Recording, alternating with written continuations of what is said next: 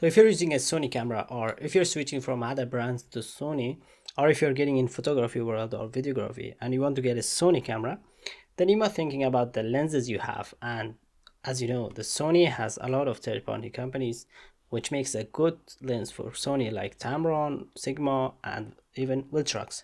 So today I'll be sharing you my honest thought about the lens. I'm using it since 1 year and I'm really happy with that. And it's from Tamron. So this lens is 70 to 180 f2.8 from Tamron, and I'm using it pretty much in different areas when I'm going out to shoot photos or sometimes videos. It's really good, and I'll tell you the cons and the good things about this lens. It might help you to get this lens or not. So I'll start with the cons of the lens.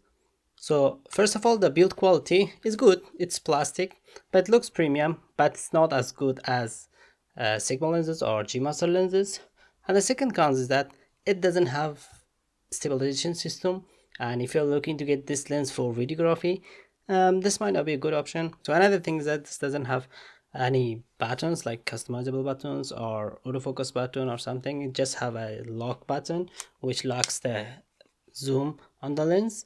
And if you don't care about the buttons on the lens, then this might not be a problem with you. So let me tell you about the pros of the lens.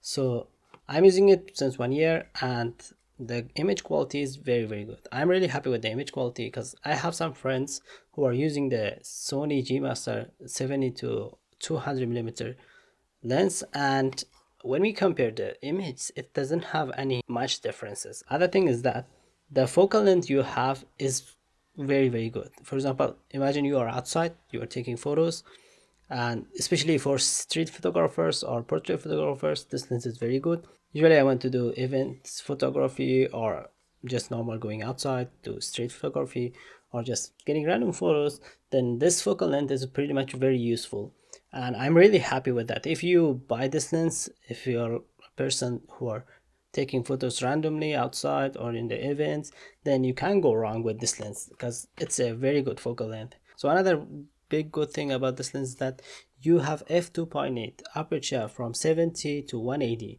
and it's a really good thing. Also the zoom mechanism is very smooth and I really like that. As you see here, if you zoom in or zoom out, it's really smooth and I really like that. So if you're looking for a budget lens on your Sony camera which has a really good focal length from 70 to 180 and with a good quality image, then you can't go wrong with this lens. At the end, do I recommend this lens for you to buy for your Sony camera, or do you have to go and buy the new version of this lens, which is exactly 70 to 180 and it has some improvements with the buttons and the stabilization in the lens?